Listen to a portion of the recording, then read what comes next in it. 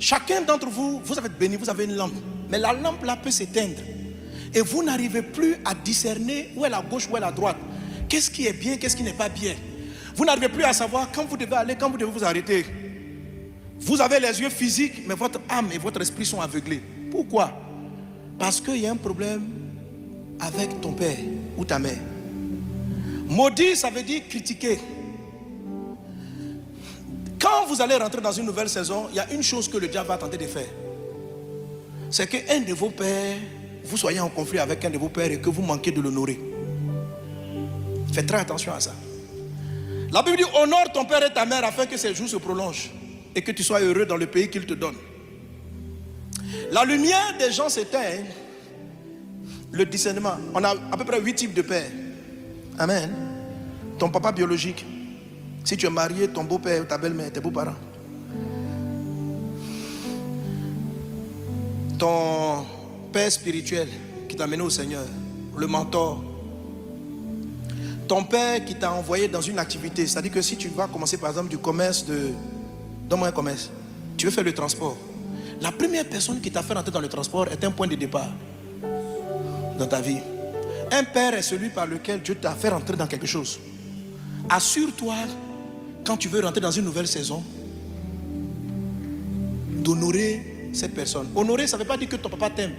Le père qui a introduit David dans la royauté, c'est Saül. Malgré que Saül cherchait à tuer David, David l'a toujours honoré. Vous me suivez?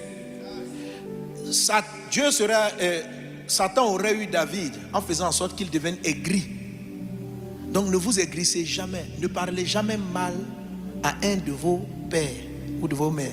Jamais. Proverbe chapitre 30 verset 17, non? Demande ça. Il est dit, l'œil qui se moque d'un père, les corbeaux, voilà c'est ça, 30, 17. Lisons ensemble, il a dit quoi? L'œil qui se moque d'un père et qui dédaigne l'obéissance envers une mère, qu'est-ce qui va se passer? Les corbeaux du torrent le perceront. Donc si quelqu'un vient s'asseoir, même vous êtes entre frères, et puis vous riez de votre maman, peut-être même qu'elle est sorcière. C'est pourquoi vous voyez, faites très attention quand les gens font des prières avec vous, et puis on dit ta maman est sorcière, et puis toi si tu commences à lier ta maman, tu vas casser tes yeux. Dès cet instant, ta vie va rentrer dans une confusion. Ta nouvelle saison sera sombre. Tu vas prier, tu ne seras pas éclairé parce que tu n'as plus Dieu. Ok? Donc si quelqu'un vient s'asseoir et puis rions de papa. Et puis il dit juste la moquerie. Hein. Papa, fais attention, ton père est ta source. Honore-le. Même si ton papa n'a pas été un bon père, honore-le. Honorer, ça veut dire respecte-le. Si ton papa est déjà décédé, demande à Dieu pardon pour ce que tu as dit de lui, de son vivant. Si ton papa t'a abandonné, n'empêche que tu viens de lui. Tu sais, quand tu maudis ta source, l'eau qui quitte la source finit par te toucher toi-même. Donc, si tu ne veux pas reproduire les mêmes erreurs de ton père, il faut le bénir. Je n'ai pas dit si ton papa est décédé de l'adorer. Je dis de dire du bien. De dire à Dieu, merci pour mon père. Parce que même s'il a été méchant, mais sans lui, je ne serais pas dans ce monde. Pardonne ses erreurs. Que mon cœur soit jamais amer contre mon père, ma mère.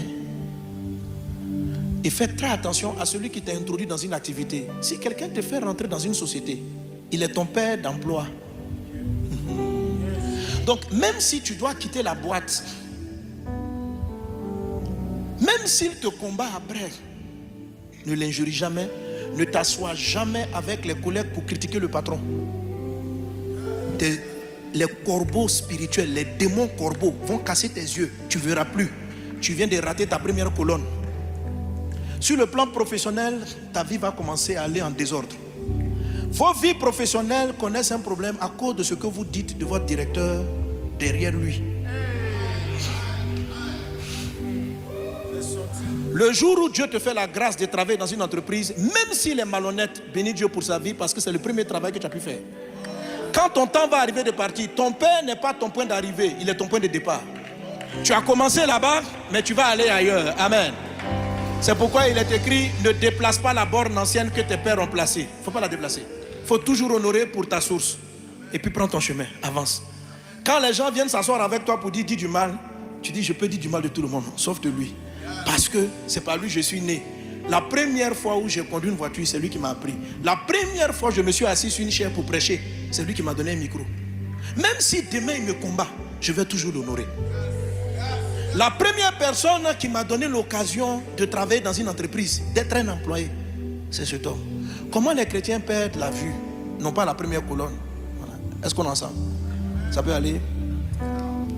Donc ayez la discipline. Chaque nouvelle saison, d'honorer vos sources. Ok? Quand vous commencez une saison, d'où tu viens?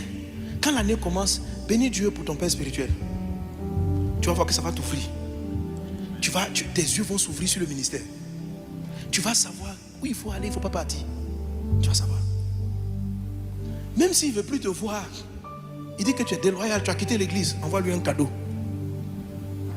Tu dis, papa, je suis parti, mais je rends grâce à Dieu pour tout ce que tu as été pour moi. Que Dieu te bénisse. C'est le début de l'année. Une nouvelle saison s'ouvre pour moi. Que Dieu se souvienne de toi.